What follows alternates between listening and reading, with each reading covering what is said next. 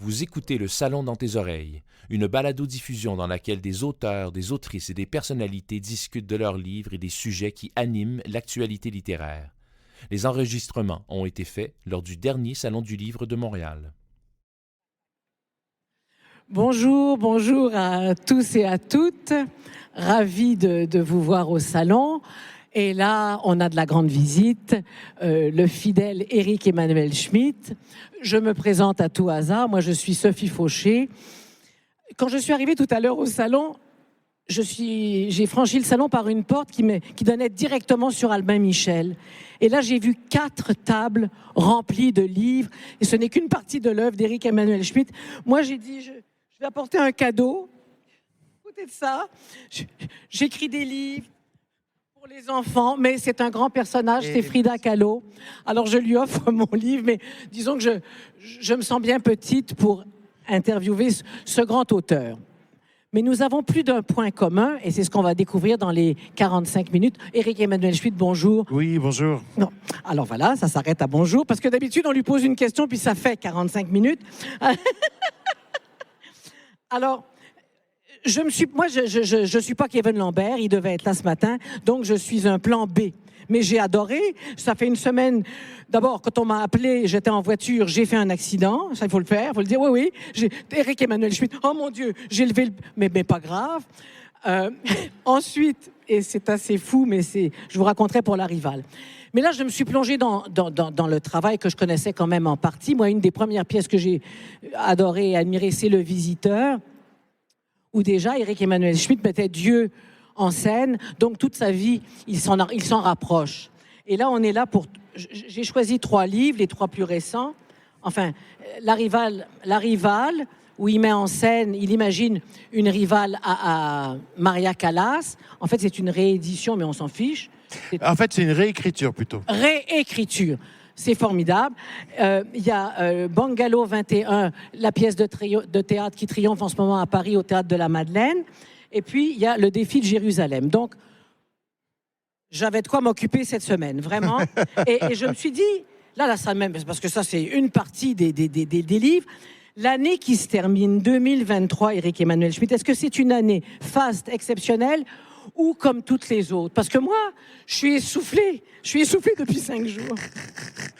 C'est une belle année. Voilà.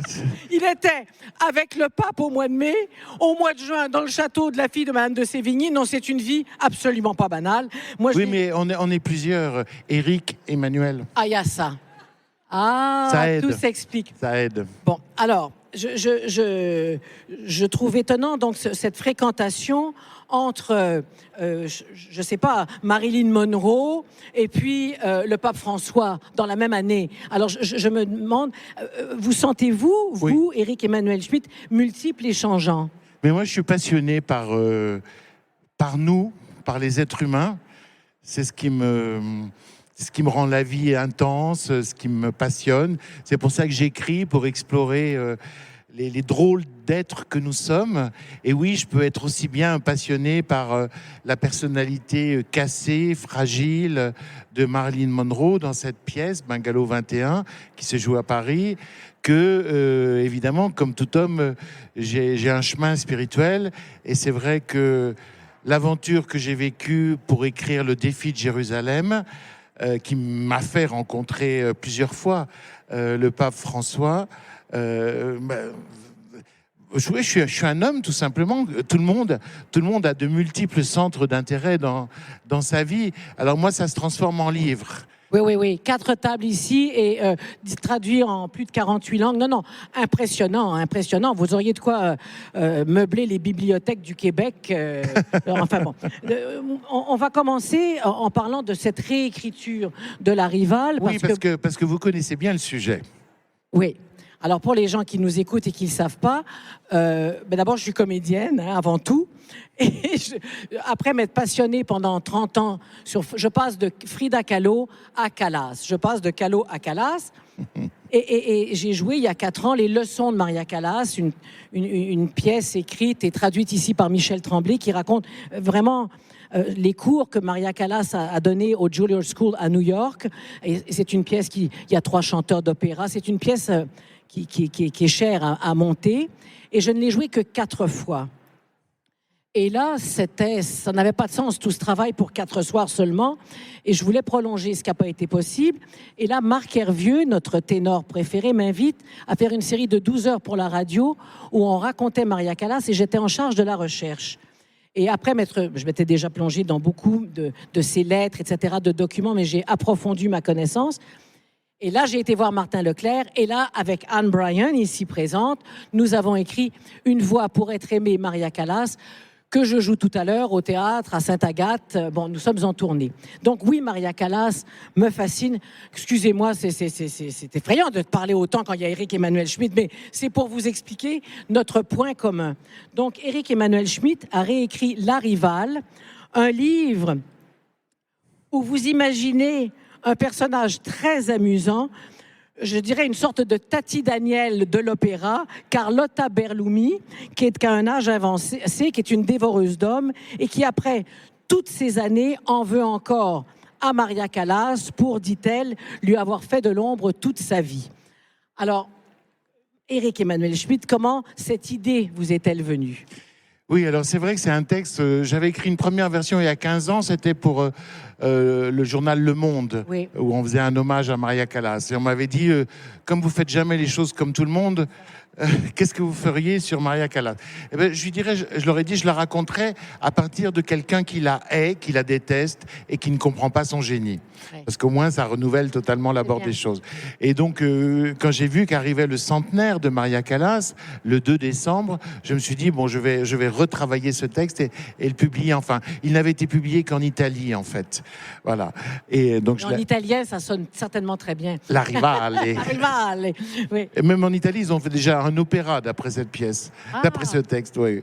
Et là, donc, je l'ai réécrit pour avoir une version qui me plaisait totalement. Et oui, donc c'est Carlotta Berlumi, qui est une femme qui a commencé à chanter en même temps que Maria Callas, très jeune, et qui avait une voix naturelle, et qui chantait par pur plaisir. Elle est très hédoniste, elle aime la vie, elle aime les hommes, elle aime manger, elle a du mal à rentrer dans ses costumes, c'est un problème que je connais. Et voilà, elle est heureuse d'être au monde. Et sa carrière commence en même temps que celle de Callas. Elle chante en alternance les mêmes rôles dans les mêmes opéras. Et puis progressivement, la Callas s'envole et devient une star mondiale. Et Carlotta Berlumi décline et chante dans des théâtres de moins en moins importants. Et elle ne comprend pas. Elle ne comprend pas ce qu'on trouve à cette Maria Callas. Et malgré la vie qui passe, garde toute sa vie cette rancœur auprès de Maria. Oui, parce que, vous savez, elle est comme beaucoup de gens... elle n'est jamais responsable de ce qui lui arrive. Enfin, si, tout ce qui lui arrive de bien, c'est grâce à elle. Alors moi, Mais tout ce qui lui arrive de mal, c'est à cause des autres. Et en l'occurrence, c'est Maria Callas. Si elle ne chante plus dans les grands théâtres, c'est parce que Maria Callas passe des coups de fil au directeur de théâtre pour éviter qu'on prenne Carlotta parce qu'elle ferait de l'ombre, etc. Et donc cette femme se persuade que son échec n'est pas le sien, mais est une malfaisance de Maria Callas. C'est-à-dire, c'est la logique du bouc émissaire. Hein, elle a trouvé le responsable de tous ces maux. Et du coup, elle va nourrir une haine profonde, mais qui va carrément aller jusqu'aux envies de meurtre. Oui. Là, vous découvrirez ce qu'elle a fait. Envie de meurtre. Moi, et c'est authentique, je reçois La Rivale chez moi, que je lis avec cette jambe repliée. Je l'ai dévorée en moins d'1 heure et demie. Je suis dans mon salon. Je me lève après la lecture. Je suis contente de l'avoir lu et tout. Il n'y avait plus du tout de circulation dans la jambe. Et devant mon mari, je me suis étendue de tout mon long et je me suis fracturé le pied. Mais non. Et j'ai dit, c'est Carlotta Berlumi qui sait que je veux jouer Maria Callas et elle existe peut-être. En tout cas, donc, déjà, avant qu'il arrive et que je ne savais pas que j'allais le rencontrer, mais il y avait un lien. Mais moi, Maria Callas, je voudrais savoir quand même, parce que Carlotta prend beaucoup de place dans votre très bon livre, mais qu'est-ce qui vous plaît chez Maria Callas ? Comment l'avez-vous découvert ? 1977, la radio, on annonce sa mort. J'avais 17 ans et j'entends pour la première fois cette voix. Et vous savez, le propre de la voix de Maria Callas, c'est que outre qu'elle est très phonogénique, mais c'est une voix qui sort des haut-parleurs et qui vient dans la pièce. Cette voix a une présence, tout simplement parce qu'elle est chargée. C'est un peu une voix, excusez-moi, je suis franco-belge, mais c'est un peu une voix comme Jacques Brel. Jacques Brel, c'est aussi une voix chargée qui sort des haut-parleurs pour vous raconter la vie, avec ses hauts, ses bas, ses drames, la passion, la violence. Et donc, je suis captivé par cette voix, et après, je me mets à l'écouter, et évidemment, elle m'initie au grand opéra italien, à la fois l'opéra vériste, mais l'opéra romantique, et elle m'a ouvert un continent. Alors après, j'ai eu une relation, je dirais, une relation d'amour et de haine avec elle. Haine ? Oui, parce qu'il y a des moments, comme souvent dans une histoire d'amour, on étouffe. On a envie d'aller voir ailleurs. Et de temps en temps, j'en peux plus. Et donc, je me dis, tu n'as pas la plus belle voix. Et je me mets à écouter Montserrat Caballé, Kirité Kanawa, Anna Netrebko, etc., d'autres chanteuses. Et puis, je reviens à Calas. Quand même. Parce que c'est l'incandescence, c'est le feu. Ben, vous l'avez bien fait dans le texte que j'ai lu ce matin, la pièce que vous jouez. C'est quelqu'un qui a tout donné à chaque moment de sa vie. Quand elle s'est entièrement consacrée au chant, elle s'est entièrement donnée. Elle a donné sa voix. Elle n'avait pas la plus belle voix du monde, loin de là. Non, elle avait une grosse voix. Une belle voix. Oui, avec un très grand registre. Oui, elle l'a dompté pour en faire autre chose qu'une voix puissante, mais pour en faire aussi une flûte, pour pouvoir monter en haut, descendre, etc. Elle avait un corps qu'elle a dompté aussi, parce qu'elle a perdu 30 kilos pour incarner les héroïnes qu'elle devait chanter. Une volonté de faire. Voilà, elle a dompté aussi sa myopie d'une certaine manière, parce que vraiment elle était myope comme une taupe, elle voyait pas le chef dans la fosse. Donc, elle a appris la musique mieux que les autres, parce qu'elle ne pouvait pas regarder le chef. Et puis, elle a travaillé avec les metteurs en scène plus que les autres, parce qu'il fallait qu'elle compte ses pas, autrement elle tombait dans la fosse. Elle apprenait tous les rôles, elle a bouleversé le monde de l'opéra. Et donc, ces handicaps, entre guillemets, elle les a tous combattus. Et c'est quelqu'un qui, d'une matière rebelle, a fait la plus belle femme, la plus grande chanteuse, la plus grande tragédienne et comédienne de son époque. Donc c'est quelqu'un qui s'est inversé le destin. C'est exactement le contraire de ma Carlotta Berlumi, qui, elle, se contente de peu. Ça va bien. En fait, elle nous ressemble peut-être plus que Calas. Hein, elle est touchante aussi parce qu'elle est ordinaire. Tandis que Calas, c'était la consomption. Elle brûlait, elle s'est consumée. Et alors, le drame de Calas, je ne sais pas si ça vous fait la même chose, mais c'est que quand elle chantait l'amour, elle ne le vivait pas. Quand elle a vécu l'amour, elle n'a plus pu chanter. À chaque fois, l'incandescence, le feu faisait que c'était une chose et pas une autre. Oui. Il faut dire que sa fréquentation avec Aristote Onassis n'a pas aidé. Lui n'aimait pas tant l'opéra, lui disait en permanence « Pourquoi tu continues de chanter? On a assez d'argent. » Il ne comprenait rien au feu et à la flamme de cette femme. Rien. Moi, ce qui me bouleverse chez Maria Callas, et pourquoi je me suis autorisée à la jouer, c'est qu'un jour, elle a dit « Je ne suis pas une chanteuse qui joue la comédie, je suis une tragédienne qui chante. » Et moi, en tant que comédienne dramatique, de la tragédie, j'aurais rêvé de jouer Bérénice, mais ça se montre pas très souvent. Donc, ça m'a autorisé cette phrase, parce qu'effectivement, elle a bouleversé totalement le monde de l'opéra. Avant, les chanteuses pouvaient apparaître sur scène, c'est une autre époque, on les plaçait là, et elles n'en bougeaient plus.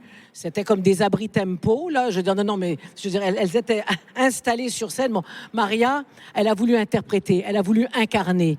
Elle étudiait ses rôles comme une comédienne. Pour la Traviata, pour Violetta, elle se rendait compte qu'elle meurt de tuberculose à la fin. Alors, elle se fichait des notes sublimes à atteindre. Elle voulait trouver une tessiture, que la voix casse et qu'elle soit abîmée par la maladie et l'usure de la vie. Bref, pour moi, c'est aussi une femme qui s'est tellement donnée dans des tas de rôles d'amoureuse. Et ce qui me bouleverse, c'est de voir à quel point, dans la vie de tous les jours, elle n'était pas habile. Elle manquait de confiance en elle de façon incroyable. Et alors que quand le chant, quand la voix est partie, elle avait les moyens de voyager, de rester curieux, de professer, de tout ça. Mais non, elle ne se sentait plus utile. Enfin, je ne sais pas comment. Oui, oui. Et moi, ce que j'éprouve, et j'aurais envie, si elle vivait, de lui faire un énorme câlin, mais je crois qu'elle ne se serait pas laissée faire. Non, moi j'ai connu des hommes, je connais des hommes qui ont essayé de s'approcher d'elle à une certaine époque, puisque vous savez, dans les repas comme ça, on dit, ah, vous savez, Madame Machin est toute seule, vous êtes célibataire, ça serait bien que... etc. Alors, Madame Machin, c'était Maria Callas, le nom de l'homme, je dis pas, parce qu'il est connu. Et donc, il est allé faire sa cour à Maria Callas, et il m'a dit que c'était la femme la plus triste qu'il avait jamais rencontrée. Il y avait un océan de tristesse autour d'elle, et on rentrait dans une eau glacée. C'était la dépression. Elle n'avait plus le désir d'être là. Elle, qui avait été l'incandescence, elle était devenue la dépression. C'est pour ça que moi, j'ai toujours envie de la consoler et qu'on a ce spectacle donc qui tourne partout au Québec, là, Une voix pour être aimée, Maria Callas, avec Marc Hervieux et Dominique Bouliane, que vous connaissez connais bien, oui. et qui a joué avec vous, parce que, évidemment, Éric Emmanuel Schmitt, en plus de remplir les bibliothèques du monde entier, est comédien, directeur aussi d'un festival de correspondance à Grignan. Oui. Et ça, c'est toujours, l'année prochaine, ce sera quoi parce que votre affiche, là, d'amour et de haine de l'année 2023, Oui, c'était bien. Hein. C'était magnifique. Le Festival de la correspondance, pour ceux qui vont en France, se passe à Grignan. Grignan, c'est dans la Drôme provençale. C'est très, très joli. C'est un village surmonté d'un château au milieu des champs de lavande. Et, pas banal. Et c'était le château, c'était là où Madame de Sévigné, la grande épistolière du XVIIe siècle, de l'époque de Louis XIV, écrivait les lettres à sa fille, puisque la fille de Madame de Sévigné avait épousé le seigneur de Grignan. Et donc, on a eu l'idée de faire à Grignan un festival de la correspondance littéraire. Et donc, à Grignan, pendant une semaine, la première semaine de juillet, tous les grands acteurs viennent de Paris pour lire des grandes correspondances, celle de Churchill avec sa femme, celle de Diderot. C'est un spectacle à vous proposer. Frida Kahlo, correspondance avec des mariachis, ça a plu beaucoup. On en parlera. Et voilà. Ce sera quoi en 2024 le thème de vos correspondances? Les héros.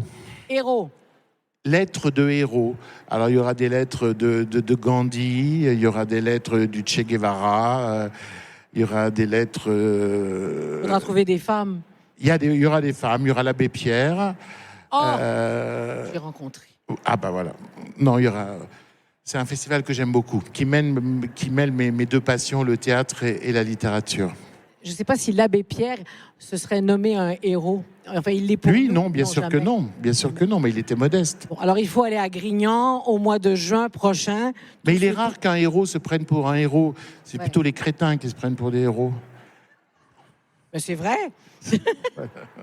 Bon, alors, est-ce qu'il y a autre chose que vous voudriez dire sur Maria? Elle aura 100 ans le 2 décembre. Allez-vous la célébrer? Oh, mais moi, je vis avec elle depuis 1977. Ah oui, c'est beau, c'est beau. Enfin, alors, là, je voulais parler du pape François, parce que j'ai peur qu'on n'ait pas le temps. Un jour, Éric Emmanuel Schmitt reçoit un appel du Vatican, hein, c'est ça.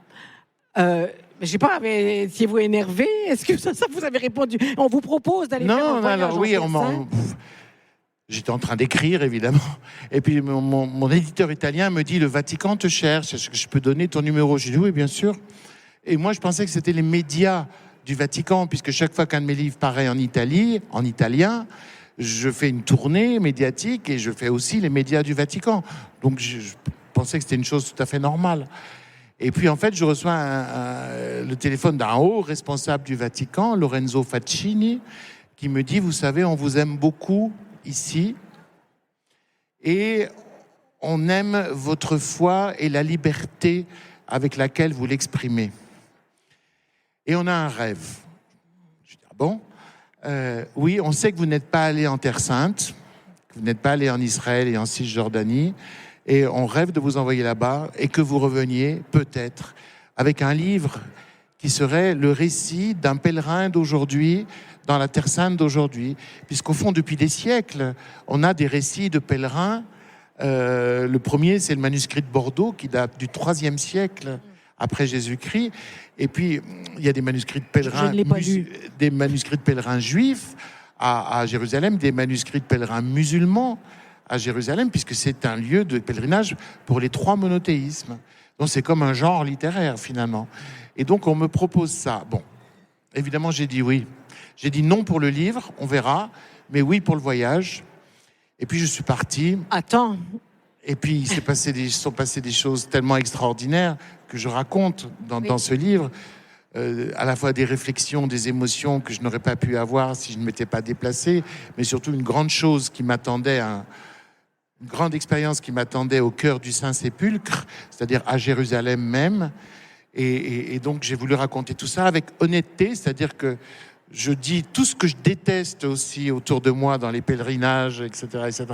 Mais en même temps, si vous lisez, vous verrez que c'est au moment où je suis le plus voltairien, le plus français, le plus ironique, le plus cynique, que hop, je me fais traverser parce que j'attendais pas.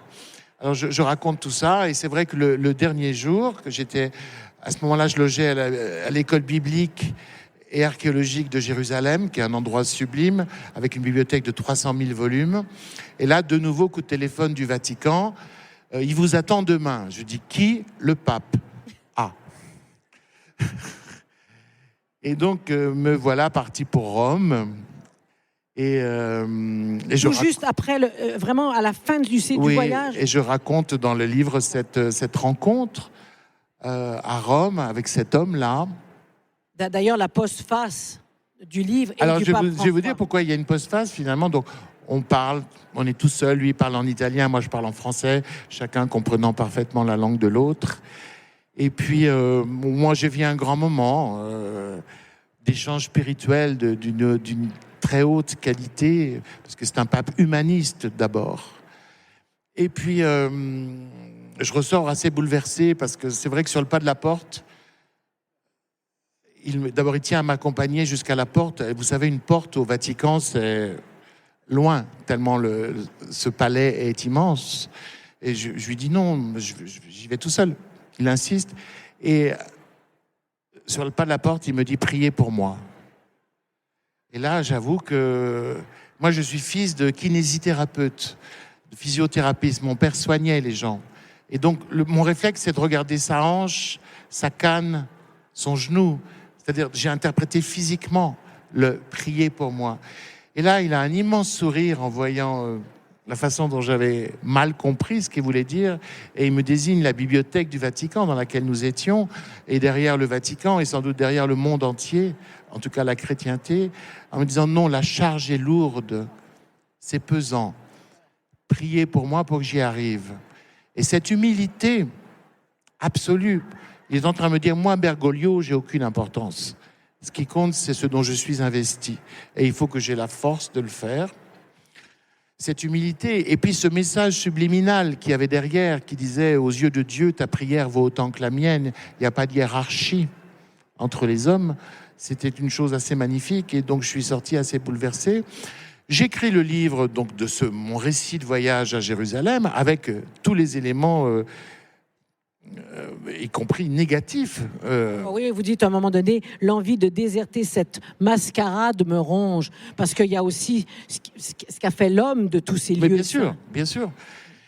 Et puis au mois de février, de nouveau, Lorenzo Fazzini du Vatican m'appelle en me disant tu as fini ton livre? Je lui dis oui, je le rends demain à mon éditeur français, Albin Michel. Il me dit est-ce que tu veux bien me l'envoyer? Alors comme je savais qu'il serait le co-éditeur en Italie de la version italienne, je lui dis oui, bien sûr, je te l'envoie demain. Et il me dit est-ce que tu me donnes l'autorisation de le faire lire au pape? C'est une question qu'on m'avait jamais posée. Mais non. C'est comme moi lorsque Éric Emmanuel Schmitt m'a battu le téléphone. Le pape, il avait lu Oscar et la Dame Rose et qu'il aimait ce texte et que dans son entourage, on aimait beaucoup l'Évangile selon Pilate, Ulysse from Bagdad sur les migrants. Donc, je savais à peu près pourquoi il m'appréciait. Mais carrément, on vous rendait un manuscrit, on vous dit est-ce que je peux le faire lire au pape? Bon, j'ai dit oui, bien sûr. En me disant bien sûr qu'il ne le lira pas parce qu'il revenait d'Afrique, un voyage qu'il avait postposé plusieurs fois à cause de ses problèmes de santé. Et je pensais qu'il devait surtout se reposer en revenant de ce voyage plutôt que de lire. Et 4 jours plus tard, Lorenzo Fazzini me rappelle en me disant « Il a beaucoup aimé ton livre et il est en train de t'écrire une lettre. » Bon. Le lendemain, j'étais à Paris, je jouais sur scène ce jour-là. Je jouais Madame Pilinska et le secret de Chopin, que je viendrai jouer à Montréal et à Québec au mois de juin. Donc j'étais en train de me maquiller, de faire mon métier d'excommunié, parce que souvenez-vous, les comédiens étaient excommuniés jusqu'au XVIIIe siècle, l'Église a changé, heureusement. Et j'étais là, et tout d'un coup, un WhatsApp du pape. Il est moderne. Alors d'ailleurs, dans ma famille, on n'appelle plus ça WhatsApp, on appelle ça WhatsApp. Et là, j'ouvre et je vois juste les premiers mots. C'était Caro Eric Emmanuel, Caro Fratello. Donc, cher Eric Emmanuel, cher frère. Ça m'a tellement ému, cher frère, que j'ai pas pu lire le mot.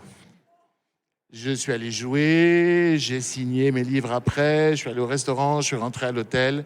Et au matin, j'ai enfin lu cette très belle lettre.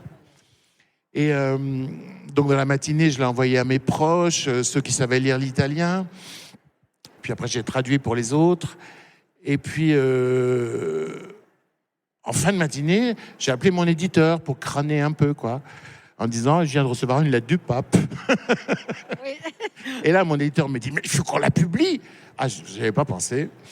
Et donc, il m'a forcé de rappeler le Vatican pour savoir si on pouvait publier la lettre de François. Et donc, elle est à la fin du livre. Et elle est claire. Elle est claire, le livre. Oui, elle est très belle. Et ce défi de Jérusalem, vraiment... on peut y plonger, on est vraiment comme des pèlerins avec des réticences, des choses qui nous gênent. Moi, je suis seulement allée à Lourdes et je me rappelle les marchands du temple, toute la récupération, et ça, c'est infiniment gênant. Mais on peut effectivement, et tout d'un coup, quand on s'y attend le moins, il y a quelque chose qui se passe et c'est merveilleusement écrit. Mais en fait, ce défi de Jérusalem, c'est pas uniquement le défi de votre foi. Du tout. Non, c'est un défi pour nous tous. C'est ça. J'aimerais que vous nous en parliez. Peut-être certains d'entre vous sont allés à Jérusalem. J'ai peur que vous ne puissiez pas y aller, en tout cas dans les mois qui suivent. Moi, c'était il y a un an. C'était encore possible d'y aller. J'ai senti que cette ville me tenait un discours. Cette ville, c'est une ville où se sont fondés les trois monothéismes. Le premier monothéisme, évidemment le monothéisme juif, s'est fondé à Jérusalem. Il y a eu le temple, détruit 2 fois, en 596 avant Jésus-Christ, en 70 après Jésus-Christ, avec chaque fois un exode obligé pour les Juifs. Donc, et maintenant, il ne reste que les remparts du temple, le mur des lamentations. Donc, le lieu de pèlerinage légitime pour le premier monothéisme. Lieu de pèlerinage légitime pour le deuxième monothéisme, puisque le destin de Jésus s'accomplit à Jérusalem. Et lieu de pèlerinage aussi pour les musulmans, puisqu'il y a sur l'esplanade des mosquées le rocher d'Abraham. Et Mahomet est venu en songe à Jérusalem. Il y a eu même une époque où on se tournait pour prier, quand on était musulman, du côté de Jérusalem, avant que ce soit la Mecque. Et donc, les trois monothéismes viennent en pèlerinage à Jérusalem. Donc, c'est un lieu où, visiblement, Dieu a dit « Écoutez-moi ». Mais je pense qu'il a changé de discours. Et maintenant, il est en train de dire aux hommes « Débrouillez-vous. Écoutez-vous, entendez-vous ». Et c'est un lieu qui nous appelle, pour moi, à la fraternité. Alors, évidemment, nous sommes sourds. Les hommes sont sourds et font exactement le contraire. Et à Jérusalem, j'ai pu réfléchir à cette question. Je me disais, pourquoi, alors que nous sommes frères, nous pouvons devenir fratricides? Et c'est là que Jérusalem est importante. On devient fratricide quand on oublie qu'on a une origine commune, quand on oublie qu'on partage une histoire, quand on oublie le père, la mère, quand on croit qu'on est au début de sa propre histoire et que notre histoire n'appartient qu'à nous et qu'on la partage avec personne. Alors là, on cesse d'être fraternel pour devenir fratricide. Et Jérusalem, c'est le lieu qui nous rappelle l'obligation absolue d'être fraternel plutôt que fratricide. Il n'y a qu'un seul lieu sur Terre qui raconte ça par son histoire, par son architecture. Et donc, le problème, ce n'est pas ce que dit Jérusalem, le problème, c'est notre surdité à entendre ce que dit Jérusalem. Mais avec ce qui arrive en ce moment, ce conflit, c'est une tragédie. C'est un grand choc entre deux parties qui ont raison, en fait. C'est ça les tragédies. Oui. La tragédie, c'est Antigone a raison et en face d'elle, Créon a raison. Oui. Antigone, la loi du cœur. Mais vous Créon, la loi de l'État. Chacun a raison de son point de vue et tort du point de vue de l'autre. Là, il y a deux légitimités, l'une en face de l'autre. Mais... La légitimité des Juifs à revenir sur une terre dont ils ont été chassés, en l'occurrence par des Européens, c'était Titus, qui n'était pas encore empereur, mais qui était général, donc un Romain, voilà. Une légitimité à revenir après une exclusion qui était insupportable, et une légitimité pour ceux qui sont là aussi depuis des millénaires à rester. Donc il y a une double légitimité. Mais quand on voit ce qui arrive, vous devez être catastrophé par ce qui arrive, parce que là, c'est la haine qui domine de part et d'autre. Est-ce que vous pensez que ce conflit pourra être réglé un jour ? La haine n'engendre que de la haine. C'est ça. L'affrontement de la force, ça peut conduire à une victoire, mais la victoire n'est pas la justice. Ce n'est pas parce qu'un camp gagne qu'il est du côté du vrai et du côté du juste. C'est juste un équilibre de force. Moi, je crois... Alors, vous savez, je suis franco-belge. Je voudrais que le monde soit un peu plus belge. Je vais vous dire ce que j'entends par là. En Belgique, la pratique politique et même la pratique entre les individus, c'est le compromis. On est tout le temps dans le compromis. Pourquoi ? Parce qu'il y a 3 communautés de langues différentes en Belgique, il y a 3 histoires différentes, et donc c'est le compromis. Or, souvent, par exemple, en France, on déteste le compromis, on n'aime que le rapport de force. En Belgique, on aime le compromis parce qu'on sait qu'on ne peut s'en tirer que par là. Il y a une noblesse du compromis. Qu'est-ce que c'est le compromis ? C'est dire à l'autre, ok, je vais tenir compte de ton existence et dans le même temps, toi, tu vas tenir compte de la mienne. On va faire un compromis. Donc, c'est une reconnaissance mutuelle qui s'engage dans le compromis. C'est pas la force, c'est pas la violence. Si ça pouvait créer une paix quelque part, mais enfin, moi, cette propagation de la haine... Là, à mon avis, il y a tellement de haine emmagasinée depuis des générations et de nouveau de haine qui est en train de se... Oui, mais là, avec les réseaux sociaux, tout ça s'amplifie et il y a une démesure qui est terrorisante, en fait. Oui, mais... Mais vous restez optimiste face à l'être humain ? Moi, je suis un optimiste tragique. C'est-à-dire que je pense que les hommes progressent quand il y a trop de mal. Les hommes progressent non pas parce qu'ils recherchent le bien, mais pour éviter trop de mal. C'est-à-dire il faut des guerres mondiales qui font 52 millions de morts, comme la guerre 39-45, pour que des institutions supranationales se mettent à exister, pour qu'on essaye de trouver des équilibres, etc. Il faut des épidémies pour que l'Organisme mondial de la santé ait plus de force, etc. C'est-à-dire je trouve que les hommes ne progressent qu'à travers les catastrophes pour éviter une nouvelle catastrophe. Donc en fait, pour moi, le moteur de l'histoire, ce n'est pas le désir du bien, c'est la peur du pire. Voilà ce que j'appelle être un optimiste tragique. Je comprends. Alors moi, totalement opposé.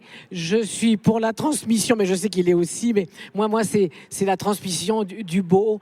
Bien sûr. Je sais, oui, je sais, c'est banal. Je vais me taire. J'ai dit quelque chose. Oh, Sophie est là-bas. Non.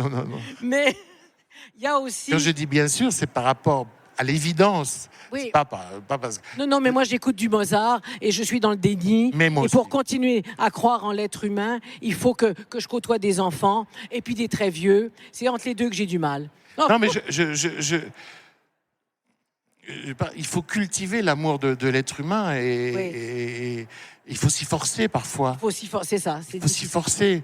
Autrement, quel monde on lègue aux autres si on ne célèbre pas la beauté, ce qu'il y a digne d'être aimé dans les êtres humains, ce qu'il y a de respectable dans les êtres humains. Et bien sûr qu'il faut être au service de ça, sans ignorer les dimensions tragiques ou agressives qui sont en nous. Mais il faut bien voir que le mal, il n'est pas dans l'autre, il est en chacun de nous. Absolument. Et pour ça, je vous recommande vraiment Le Défi de Jérusalem est un livre qui fait du bien. Parce que tous ces doutes, tous ces questionnements, vous avez des envolées poétiques qui sont magnifiques. Et un certain sens du théâtre quand tout d'un coup s'abat sur vous. Non, mais c'est vrai, cette révélation au Saint-Sépulcre, ça, faut l'écrire, faut l'éprouver. Donc, est-ce que vous faites de la méditation ?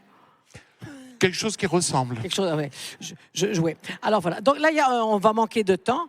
Il y a Bungalow 21 qui joue en ce moment à Paris. Alors ça, c'est une pièce de théâtre, on l'a dit, qui met en scène Arthur Miller, Marilyn Monroe, Yves Montand et Simone Signoret. Le Bungalow se situe à Los Angeles. C'est le lieu où ils ont habité un certain temps. Et Yves Montand venait tourner un film avec Marilyn Monroe.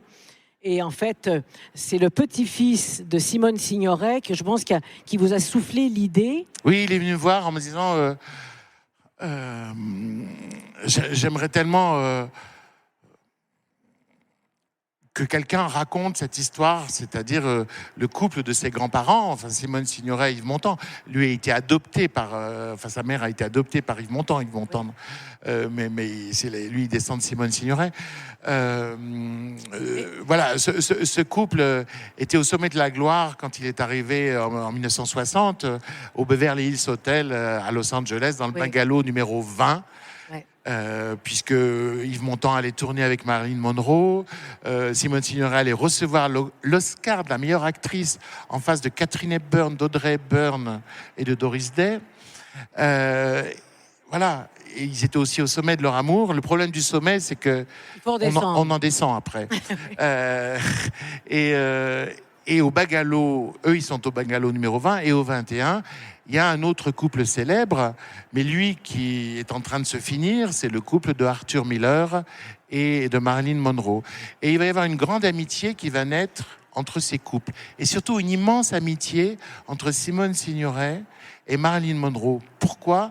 Parce que Marilyn Monroe admire Simone Signoret, c'est la femme qu'elle voudrait être. Simone Signoret est une intellectuelle, elle est actrice, mais c'est une intellectuelle. Elle peut jouer dans 3 langues, anglais, français, allemand.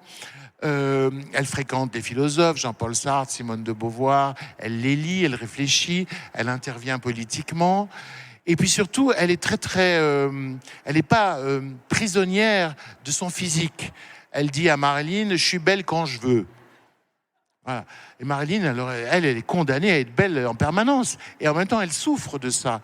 Tandis qu'en face, il y a l'autre qui lui dit « je suis belle quand je veux ». Et il y a effectivement des jours où elle est horrible. Et ça ne l'embête pas du tout. Parce qu'elle dit qu'une femme n'est pas un objet et que... Voilà. Alors ça, évidemment, pour Marilyn, ça va être un truc extraordinaire. Et de l'autre côté, Simone Signoret va être énormément attendrie par cette jeune femme où elle voit une enfant cassée et quelqu'un qui n'arrive pas à s'accrocher à quelque chose de solide. Donc elle a beaucoup de tendresse pour elle. Et quand Simone Signoret reçoit l'Oscar de la meilleure actrice, je précise que Marilyn Monroe, au même moment, n'avait pas été nommée pour certains Lem Show, où elle était quand même géniale, some like. Et donc, au moment où elle est obligée de repartir en Italie et de laisser Montand seul avec Marilyn Monroe dans le bungalow d'à côté, Arthur Miller étant parti, elle lui dit « Occupe-toi de mon mari ». Malheureusement, elle s'en est occupée. Ouais. Mais vous verrez, c'est très complexe. Ouais. J'ai lu quelque part que Simone Signoret aurait aimé que Marilyn sache qu'elle ne lui en a jamais voulu. En fait, ça a cassé la vie de Simone Signoret. Oui, c'est sûr, parce que Montand est revenu, mais comme on dit en France, elle a fermé boutique à ce moment-là. Ils ont fait chambre à part. Ça doit être terrible de vivre face au public, face au monde entier. Et en plus, elle a appris par les médias ce qui se passait. C'est ça. Donc, comme elle était très orgueilleuse, évidemment. Comme Callas. Comme Callas, ouais. Exactement. Donc c'était aussi, outre d'être trompée, c'est être humiliée. Donc ça a été très dur pour elle, mais elle n'en a jamais effectivement voulu à cette femme. Et c'est ce que je raconte dans la dernière scène, où on voit que elles vont pas se crêper le chignon. C'est plus profond, donc c'est encore plus douloureux. Parce que quand on n'est pas dans la haine, on est dans des zones où les choses sont encore plus difficiles, mais peut-être qu'on peut se retrouver aussi quelque part dans la souffrance. Moi, j'ai été passionné par ces deux femmes. J'ai vraiment écrit une pièce de femme, et ce qui me fait plaisir, c'est qu'à Paris, la pièce est jouée par Mathilde Seigné et sa sœur Emmanuelle Seigné, qui est la femme de Roman Polanski. Et que ça soit deux sœurs qui jouent ça, c'est extraordinaire parce qu'elles-mêmes ont fait dans la vie des choix qui ressemblent à ça. Emmanuelle Seigné a toujours beaucoup joué sur sa séduction de magnifique blonde sensuelle. Et Mathilde, on lui disait « Oui, t'es jolie, mais t'es rigolote ». Donc, elle n'a pas investi ce terrain-là. Et elle est devenue une femme beaucoup plus autonome et grande gueule, même, je dirais, un petit peu. Et finalement, voilà, elles sont toutes les deux l'une en face de l'autre. Elles s'aiment. Et elles jouent ces deux personnages qui aussi s'aiment, qui sont deux choix de féminité totalement différents. Alors, ça a été merveilleux à distribuer. Par contre, on a eu un mal fou à distribuer le rôle de Montand. Ah oui. Ben oui, parce que on a demandé à Patrick Bruel, il a répondu « Oui, moi je veux bien jouer Marilyn Monroe, si vous voulez. » Parce qu'en fait, c'est une pièce qui fait pas la part belle aux hommes. Et voilà. Et donc finalement, il y a un super acteur qui joue à Paris, Yves Montand. Et Arthur Miller est un très joli personnage. Et moi, j'ai rencontré Arthur Miller.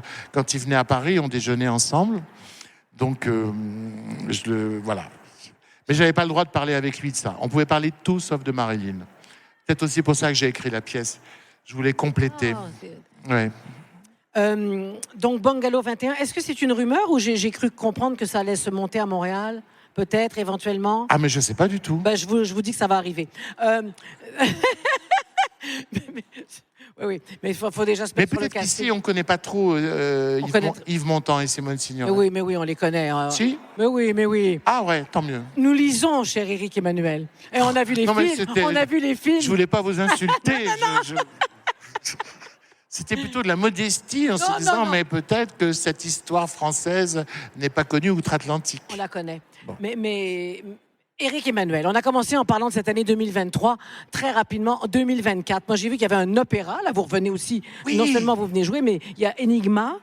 Alors, il y a Enigma, qui est d'après ma pièce Variation énigmatique, oui. Alors, qui en France avait été créée par Alain Delon et Francis Huster en 1996, et qui ici, 2 ans plus tard, était au Théâtre du Nouveau Monde avec Guy Nadon et Michel Rivard. Oui. Voilà. Et en fait... Là, il y a eu un livret à... Alors, la pièce a été réduite pour faire un livret. Il y a un magnifique musicien qui s'appelle Patrick Burgan, qui a fait l'opéra, et c'est une coproduction de l'opéra de Montréal et de l'opéra de Metz. Alors moi, je l'ai déjà vu à Metz, et je peux que vous le conseiller. Bon, alors, là, il y a un opéra... Et c'est 2 ténors canadiens. Oui. Voilà. Alors, est-ce qu'il y a autre chose dont vous aimeriez parler, qu'on peut attendre, nous, pour nous appâter en 2024? Non, moi, je viens en juin pour jouer Madame Pilinska et le secret de Chopin, avec un grand pianiste qui s'appelle Nicolas Stavy. C'est un spectacle un peu comme Monsieur Ibrahim que j'avais joué au TNM. C'est-à-dire, je suis le narrateur et je joue tous les rôles, ce qui me permet donc de jouer Madame Pilinska avec son accent slave et son renard, parce qu'elle a un renard. Je peux vous dire que quand je jouais à Avignon et qu'il faisait 40 degrés, j'ai regretté d'avoir écrit Madame Pilinska avec son renard. J'aurais préféré écrire Madame Mba en boubou, parce que je crevais de chaud avec ce truc. Et puis voilà, ça c'est en juin. Et en avril, il y aura le 4e tome de La Traversée des Temps. Ah bah oui. Mon grand cycle romanesque. Alors, on est épuisé pour vous. Non, on est ravis de voir toute cette belle énergie. On en profite. Merci de cette rencontre. Merci à vous. Merci à vous. Merci. Avec grand plaisir.